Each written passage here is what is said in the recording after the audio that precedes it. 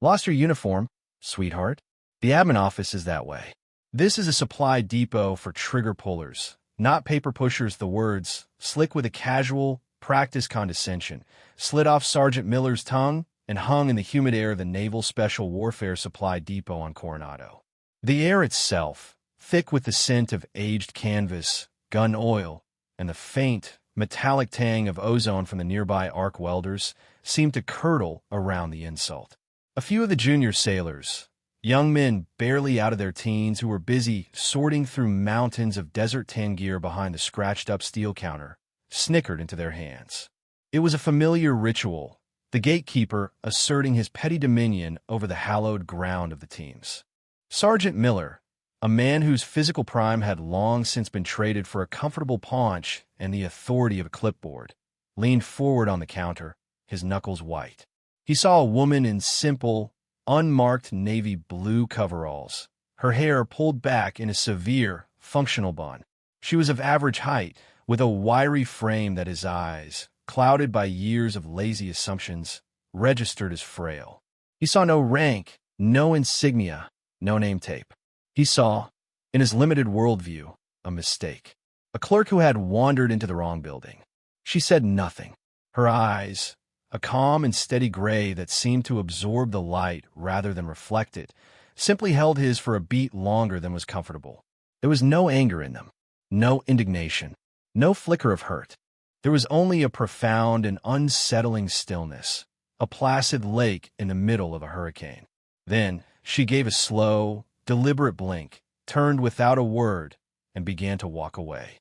Her posture was ramrod straight, a perfect biomechanical efficiency in her stride that should have been a warning. It was the walk of someone who had spent thousands of hours with a rucksack on their back, a walk where every ounce of energy was conserved. But all Miller saw was a retreat. He smirked, turning to his audience of junior sailors.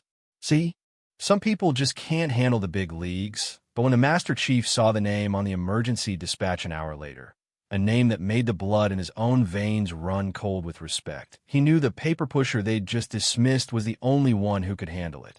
If you believe true strength is measured in actions, not words, type competence below.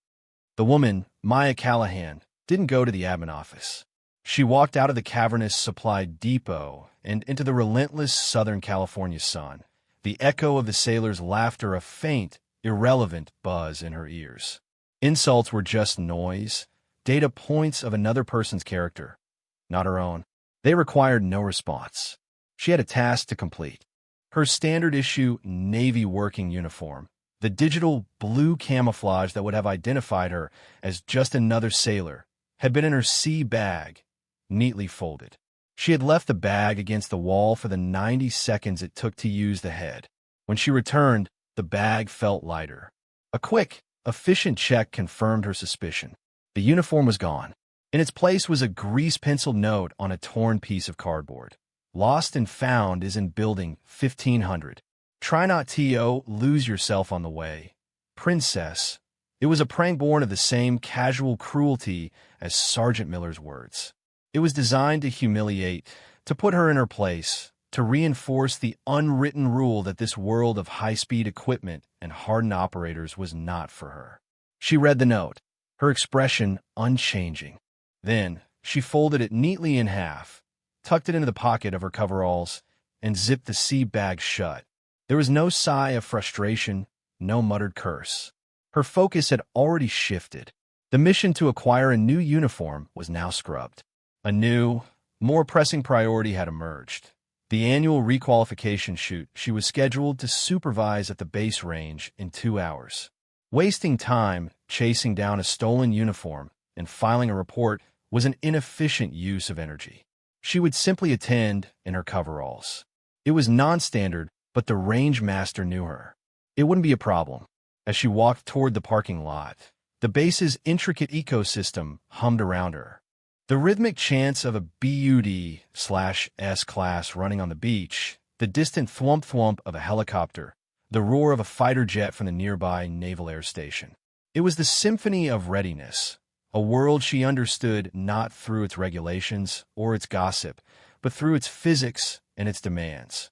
Her mind was already on the range, Wind speed, humidity, the state of the M110 rifles the candidates would be using, the common mistakes they were likely to make on the moving target drills. The incident at the supply depot was already deleted from her mental cache. Archived under irrelevant environmental data, it was this singular, almost inhuman focus that made her who she was. While Sergeant Miller was still basking in the glow of his own perceived cleverness, Maya Callahan was mentally breaking down the ballistic trajectory of a 762 millimeters round in a crosswind. The two individuals existed in different universes, and only one of them knew it. The first sign that the world was about to tilt on its axis was not the alarm. It was the silence. The rhythmic chanting from the beach stopped mid-cadence. The distant thrum of the helicopter abruptly ceased. For a single, pregnant second, the only sound was the wind off the Pacific. Then the klaxons blared to life, a synthetic, gut-wrenching shriek that cut through the air. Attention on the base. Attention on the base. Exercise, exercise, exercise. Real-world active threat. Building 7. This is not a drill. I repeat, this is not a drill. All personnel implement Force Protection Condition Delta. Lockdown is in effect the announcement, delivered by a voice tight with adrenaline, echoed from every speaker, bouncing off the stucco walls of the base buildings. Chaos bloomed. Cars screeched to a halt. Sailors sprinted for the nearest cover. Their faces a mixture of training-ingrained response and genuine fear. In the base command center, a room of glowing screens and frantic voices, the picture was grim. A high-level civilian engineer, Dr. Thorne, a man carrying classified information on next-generation submarine stealth technology in his head, was trapped.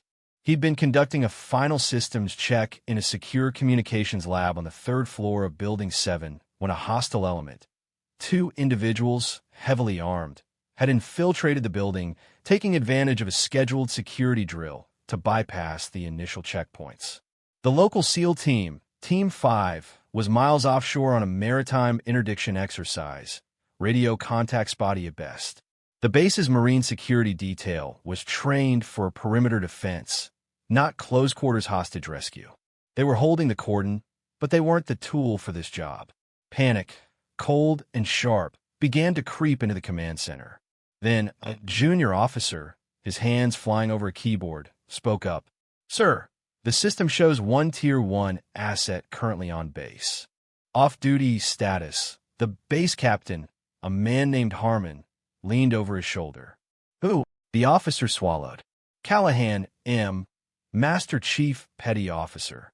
Last logged on base an hour ago at the NSW Supply Depot." The name meant nothing to Harmon, but standing in the corner, having just arrived to coordinate emergency medical supplies, was Master Chief Petty Officer Elias Thorne, the base's Command Master Chief, a legend in the community and, by a strange twist of fate, Dr. Thorne's uncle. Elias Thorne went rigid. Callahan. He knew that name. It wasn't just a name. It was a ghost story told to new recruits, a benchmark of impossible standards. He strode to the comms officer. "Get her on the line. Now." The call went to Maya's personal cell. She was in her small, Spartan apartment just outside the base gates, having returned to recalibrate her day. She answered on the first ring. Callahan, the voice on the other end, was clipped official. "Master Chief, this is Base Command. We have a real-world hostage situation, Building 7. A VIP is compromised. Team 5 is unavailable. You are the only qualified asset on station." Maya's response was immediate, devoid of any surprise. Understood, she didn't ask questions. She didn't need to. The scenario was already running in her head. She knew Building 7. She knew its layout, its HVAC systems, its structural weaknesses. She had studied it, as she had studied every building on every base she had ever been stationed at. It was her nature. "My gear is not on base," she stated calmly. "My go bag is at my residence. The base is on lockdown. I will require access." There was a pause. Then Elias Thorne's voice, gravelly and certain, came over the line. "The gates are frozen, Master Chief. You'll have to find your own way in. Get to the command post. We'll be waiting." The line went dead. "Find her own way in. To anyone else, it would be an impossible order. To Maya Callahan, it was just the first step of the mission. The base command center was a symphony of controlled panic. Men and women in uniform moved with hurried purpose, their voices a low, urgent murmur against the backdrop of crackling radios and the steady hum of servers. They had a perimeter. They had drone feeds showing the exterior of Building 7. What they didn't have was a solution. Every minute that ticked by, the risk to Dr. Thorne grew exponentially. The auras of fear and helplessness thickened the air. Sergeant Miller was there, caught in the lockdown while trying to deliver emergency medical kits. He stood near the back, feeling important and terrified all at once, offering useless advice to anyone who would listen. They should just storm the place, he muttered to a nervous-looking yeoman. Marines are tough. Send him in, he was ignored. All eyes were on the main screen, a digital blueprint of Building 7 with a flashing red icon on the third floor. Suddenly, a side door to the command center hissed open. It was a maintenance access door, one that was supposed to be sealed, magnetically locked under condition Delta. No one had seen it open. No alarm had sounded. A figure stepped through, and the entire room fell silent. It was as if the volume of the universe had been turned down to zero. The frantic energy, the nervous chatter, the very hum of the electronics seemed to die away, sucked into the vacuum created by this new presence. It was the woman from the supply depot. But it was not the woman from the supply depot. The simple blue coveralls were gone. In their place was the full panoply of war, tailored and worn not like a uniform, but like a second skin. She was clad in matte black and muted gray combat gear, every piece of it non-standard, top of the line, and ruthlessly functional. A high-cut carbon fiber helmet fitted with a panoramic night vision array sat on her head, the lenses flipped up. An integrated comms system snaked discreetly from her ear to a small unit on her chest rig. The rig itself was minimalist, carrying only what was necessary: magazines for her sidearm, a few flashbangs, a medical kit, and a single, wicked-looking combat knife. Slung across her back was an M210 enhanced sniper rifle, its surface coated in a non-reflective material, its stock and scope customized in ways that only a master of the craft would understand or require. On her hip, a suppressed Glock 19 sat in a quick-draw holster. She moved with an impossible quietness, her boots making no sound on the polished concrete floor. She was not walking. She was flowing. The room of 30 people stared, their mouths agape. Sergeant Miller's jaw literally dropped, a stale breath of coffee and disbelief escaping his lips. He saw the face, the same calm gray eyes, but they were now framed by the grim architecture of combat equipment. The paper pusher, the sweetheart, the princess he had dismissed with such casual arrogance was gone. In her place stood a specter, a being from the world he had pretended to be a part of, now made terrifyingly real. It was the living embodiment of lethal competence. And her silence was the most terrifying part of all. It was a silence that didn't ask for attention, but commanded it absolutely. It was the silence of the storms, the calm before the final, devastating strike. Master Chief Elias Thorne did not gasp. He did not stare in shock. A lifetime in the crucible of special operations had burned away such reactions. Instead, a profound, almost reverent stillness settled over him. He saw what the others did not. The junior sailors and officers saw a warrior in intimidating gear. Thorne saw a legend in the flesh. His eyes, trained by decades of observation, picked out the details. He didn't just see a rifle. He saw the custom-weighted stock, a modification favored by a handful of operators from the development group for stabilizing shots from unorthodox positions. He saw the almost imperceptible wear patterns on her chest rig, the faint salt stains that spoke of countless maritime operations. He saw a small, faded patch on her shoulder, nearly invisible against the gray fabric. It wasn't a standard unit insignia. It was a black shield with a single, silver star and a lightning bolt. The symbol of a classified task force whose exploits were the stuff of whispered myth in the intelligence community. He recognized it because he had briefed that task force once, a decade ago, in a windowless room in a country he was officially never in. He had seen that patch on men who were considered ghosts, operators whose very existence was a state secret. And now he was seeing it on the woman his supply sergeant had tried to send to the admin office. A cold fury, slow and deep, began to build in Thorne's chest, directed not at the woman, but at the institutional blindness she had encountered. He turned from her and walked with quiet, deliberate steps to a secure terminal in the corner of the room. His face was a granite mask. He keyed in his login credentials, his fingers moving with practiced speed. The screen glowed to life.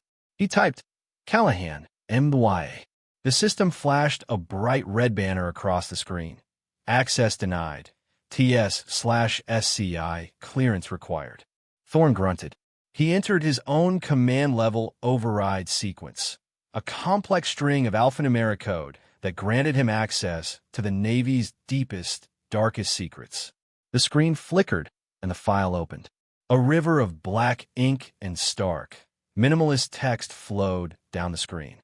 Thorne's eyes scanned the data, and with every line, the legend solidified into fact. He began to read aloud, his voice low but carrying across the now deathly quiet room, each word a hammer blow to the foundation of every assumption that had been made that day. Name, Callahan. Rank, Master Chief Petty Officer. Unit designation, Naval Special Warfare Development Group. A collective intake of breath. DevGru, SEAL Team 6. Record, over 200 credited combat missions in CENTCOM and AFRICOM theaters. The room felt colder. Record, awarded the Distinguished Service Cross, citation classified. Awarded the Silver Star, 2 with Valor. Awarded the Bronze Star, 4 with Valor. Awarded the Purple Heart, 3-inch Sergeant Miller, who had a single Navy Achievement Medal from his time on a destroyer, felt his knees go weak. Thorne continued, his voice dropping even lower, as if the words themselves were too heavy for the air. Special qualifications. Lead Instructor, Hostage Rescue and Advanced Sniper Course. Subject Matter Expert, Clandestine Entry and Covert Operations. Mission Classifications. All missions designated top secret /tier 1-inch. He stopped reading. The information on the screen went far deeper into operations that were not meant for any eyes, not even his. He had seen enough. He blanked the screen and slowly turned.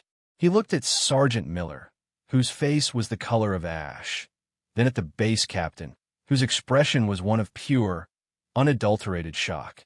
Finally, his eyes rested on Maya. The weight of the silence in the command center was immense, a physical pressure on the eardrums. It was the sound of a paradigm shattering. Master Chief Thorne took 2 steps forward, placing himself directly in front of Maya Callahan. He was a large man, broad-shouldered and weathered, a figure of immense authority on this base and in the entire naval community. But in that moment, he seemed to diminish, not in stature, but in hierarchy. He was no longer the Command Master Chief addressing a subordinate. He was a professional recognizing a master of his craft. Slowly, with a precision that was a reflection of the woman standing before him, Elias Thorne brought his heels together. His back straightened, his shoulders squared. He raised his right hand, fingers perfectly aligned, and executed the sharpest, most profound salute of his 40-year career. It was not a gesture of regulation.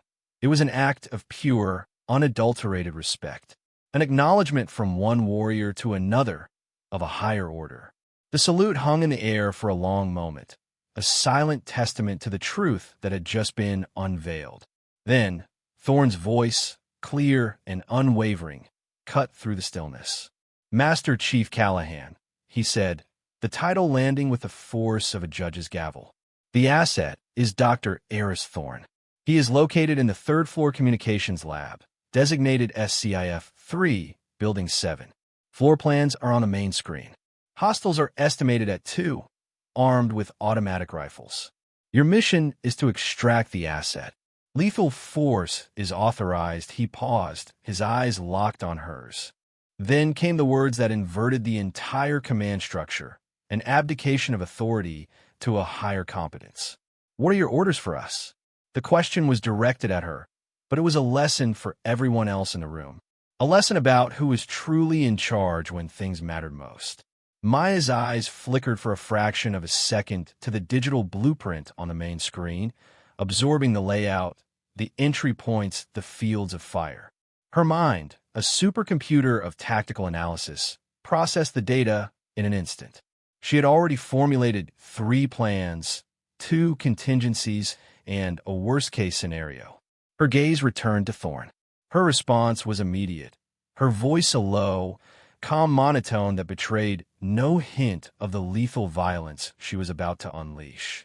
It was the voice of a surgeon before the first cut, a pilot before takeoff. Pure, cold professionalism. "Understood," she said.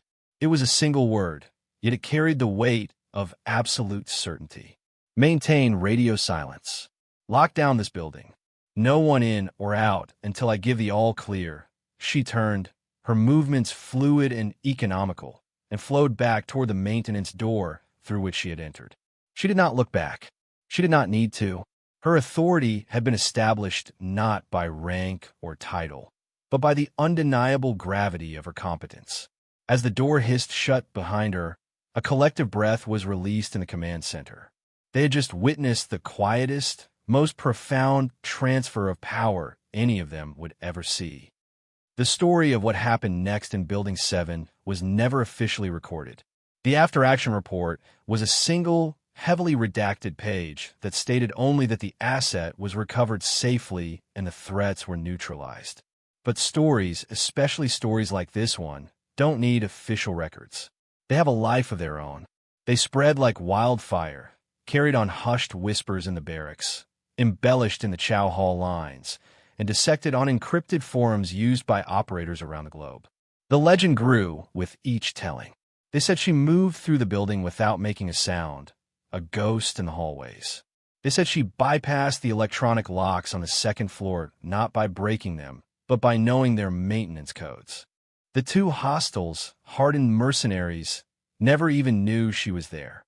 One moment they were guarding a door, confident in their control of the situation. The next, the lights in the hallway went out.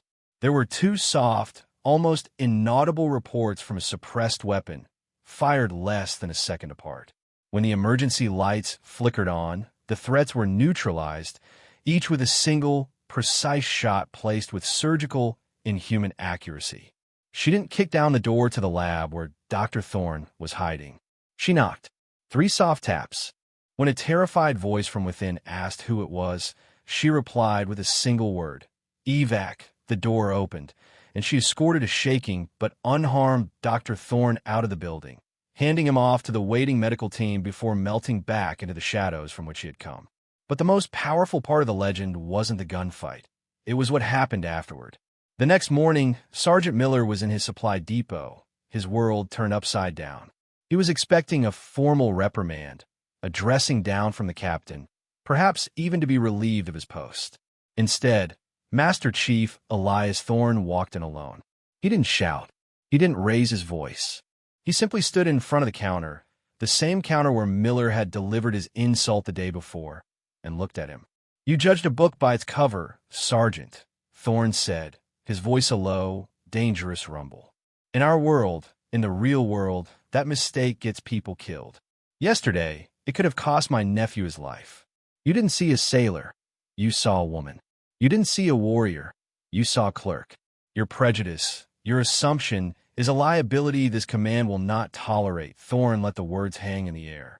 "You run a supply depot. Your job is to support the operator. Every operator. You failed in that duty. You have one chance to fix it. Not with me. With yourself." Thorne turned and left. The silence he left behind was heavier than any punishment. Miller stood there for a long time, the ghost of Thorne's words echoing in the vast, empty depot. He looked at his stained coffee mug, at the clutter on his desk, at the throne of his own ignorance. And for the first time in a long time, he truly saw himself. The change in Sergeant Miller was not immediate or dramatic. It was quiet, methodical, and profound. It began the day after his conversation with Master Chief Thorne. He arrived at the supply depot an hour before dawn. He scrubbed his coffee mug until it shone. He cleared the years of accumulated clutter from his desk, organizing every form, every pen, every paperclip with a newfound, almost monastic precision. He took down the cheap, boastful posters of explosions and tough guy slogans and replaced them with simple, laminated charts of equipment specifications. His kingdom of casual arrogance was being dismantled from the inside out, replaced by an empire of quiet, functional service. When the junior sailors arrived, they found a different man waiting for them. The sarcastic jokes were gone. The condescending tone was gone. He gathered them around the counter and spoke, his voice stripped of its usual bluster. "From now on," he said, looking each of them in the eye, "we have one rule here. We treat every single person who walks up to this counter, from the newest seaman recruit to the chief of naval operations, with the exact same level of professional respect. We do not judge. We do not assume. We serve. We are here to ensure the war fighter has what they need to do their job. Nothing else matters. Is that understood?" There was a stunned silence, then a chorus of "Yes, Sergeant." A few weeks later, a young female sailor, an intelligence specialist barely 20 years old, approached the counter. She was visibly nervous, clutching a gear request form for a specialized electronic tablet. The old miller would have grilled her, questioned her need for such high-speed gear. The new miller looked at the form, nodded, and disappeared into the cavernous aisles of the depot. He returned not with a junior sailor to fetch the item, but with the tablet himself. He placed it gently on the counter. "We have two models," he said quietly. "This one has a better battery life, but the other has a faster processor. What's your mission profile?" He spent the next 10 minutes patiently explaining the pros and cons, ensuring she received the exact right piece of equipment. As she turned to leave, he added, his voice low and sincere, "Stay safe out there, sailor." The young woman walked away, her back a little straighter, her confidence bolstered. She had been treated not as a woman, not as a junior sailor, but as a professional. Meanwhile, the legend herself, Maya Callahan, remained unseen. But she was there. A few BUD/S candidates, struggling through Hell Week, would later recall a quiet Master Chief appearing on the beach in the middle of the night. She didn't yell or scream like the other instructors. She simply moved among them, quietly adjusting the grip of a candidate struggling to lift a log, showing another how to shift his weight to better conserve energy. Her instruction was minimal, often just a gesture or a quiet word. Breathe, efficiency, mind over matter. She was not teaching them how to be heroes. She was teaching them how to be professionals.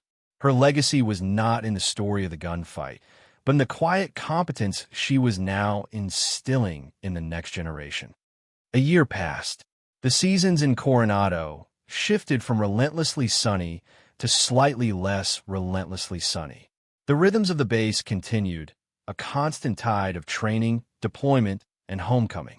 But something fundamental had changed. Its epicenter, the unassuming NSW Supply Depot. Pinned to the main bulletin board behind the counter, right next to the official safety regulations and the weekly work schedule, was a single laminated 8x10 photo. It wasn't a picture of a hero or a dramatic action shot. It was a photograph of an empty uniform locker. Below the photo, in stark block letters, was a quote. It wasn't an official regulation. It was an institutional truth, paid for in humility.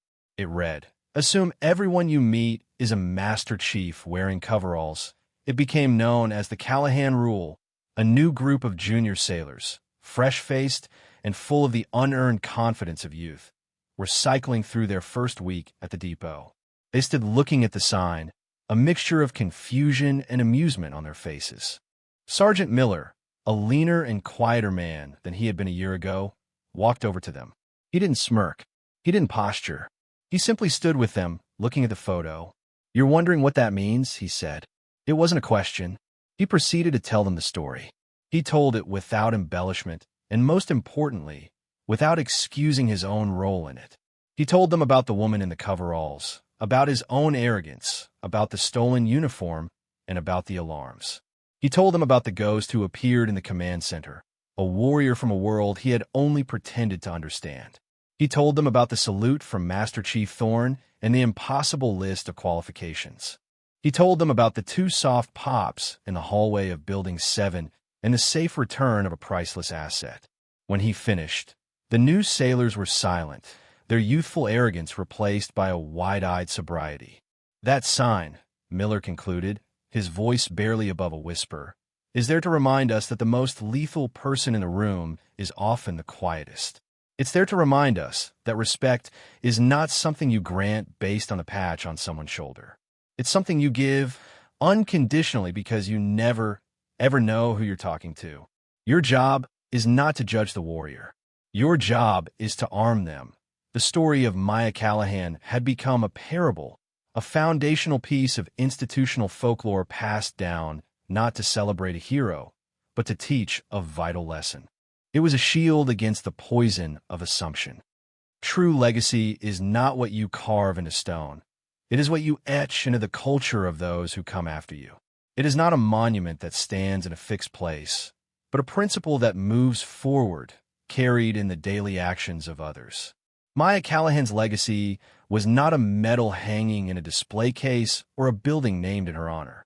Her legacy was the moment of hesitation a young sailor felt before making a snap judgment. It was the quiet, professional nod a supply sergeant now gave to every person who approached his counter.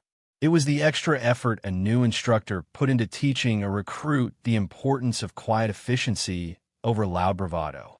Her singular act of undeniable, silent competence had not just neutralized a threat or saved a man's life. It had sent a powerful ripple through the very fabric of her community, correcting a deep-seated flaw not with anger, complaint, or formal grievance, but with the irrefutable evidence of her own excellence.